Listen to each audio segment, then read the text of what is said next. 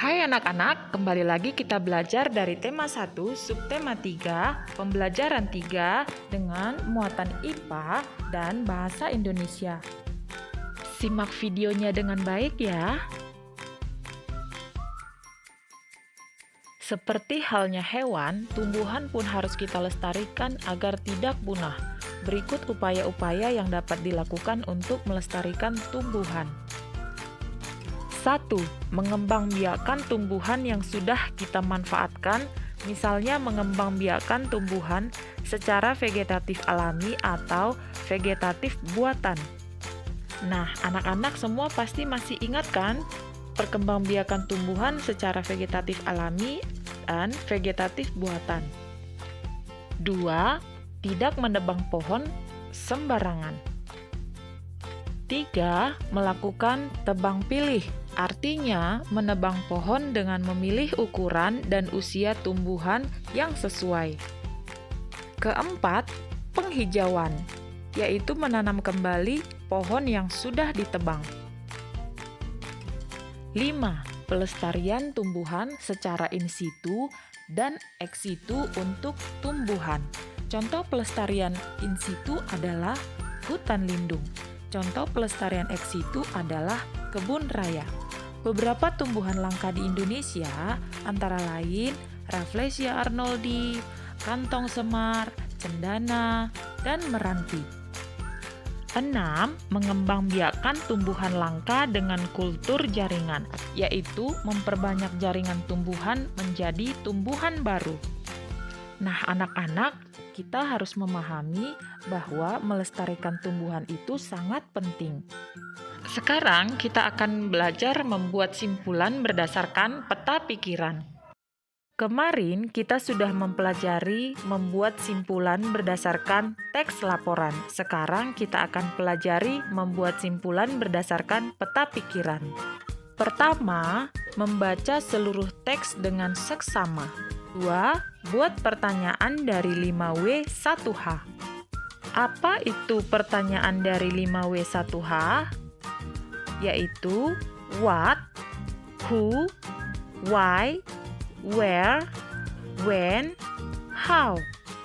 3. Susun tiap jawaban dari 5W tambah 1H menjadi kalimat singkat, jelas, dan mencakup seluruh isi bacaan.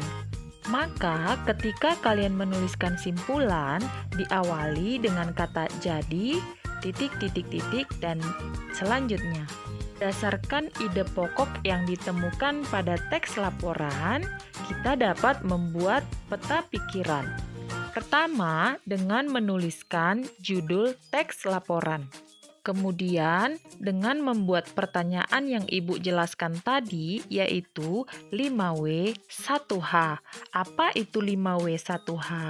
Yaitu what, apa, who, siapa, why, mengapa, where, di mana, when, kapan, how, bagaimana. Nah, kita awali dengan menggunakan kata tanya apa. Biasanya kata tanya apa digunakan untuk menanyakan sesuatu hal atau informasi. Kedua, siapa? Biasanya digunakan untuk menanyakan pelaku dalam teks laporan. 3. Bagaimana? Menanyakan keadaan, cara, proses dalam suatu bacaan. 4. Di mana? Menanyakan tempat terjadinya peristiwa dalam bacaan. 5. Kapan? Menanyakan waktu. Yang terakhir, mengapa? Menanyakan alasan terjadinya sesuatu dalam teks. Sekarang perhatikan contoh teks laporan berikut. Populasi burung cendrawasih semakin memprihatinkan. Burung cendrawasih adalah kelompok burung yang tergolong ke dalam famili Paradiseidae. Mereka bisa ditemukan di hutan hujan tropis di Indonesia Timur, Papua Nugini, dan Australia Timur. Mereka adalah hewan pemakan segala. Makanan utama mereka adalah buah, namun mereka juga memakan serangga, udang, dan laba-laba dalam jumlah kecil.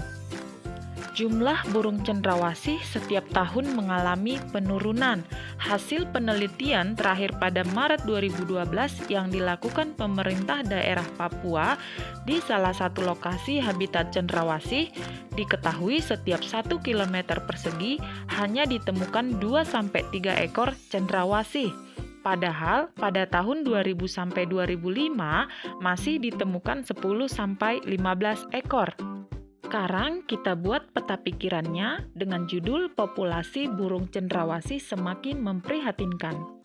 Kemudian membuat pertanyaan dengan kata apa, yaitu apa penyebab berkurangnya populasi burung cendrawasih? Jawabannya perburuan yang sembarangan.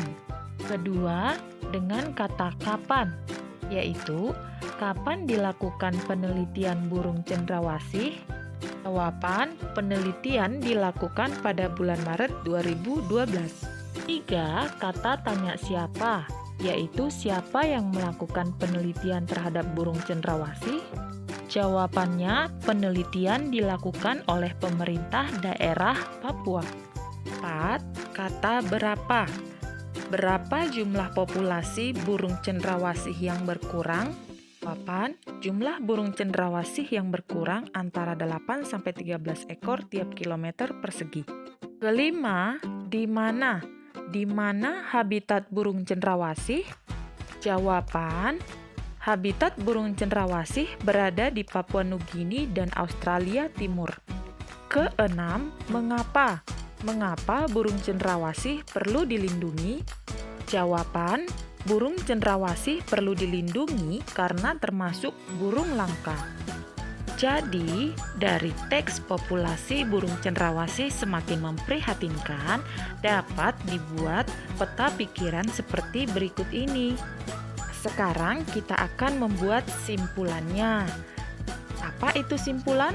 Simpulan itu adalah rangkuman atau pendapat akhir dari uraian panjang yang kita baca.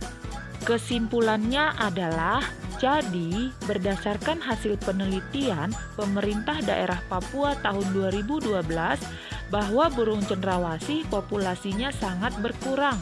Terbukti hanya ada 2-3 ekor tiap 1 km persegi. Nah, bagaimana anak-anak?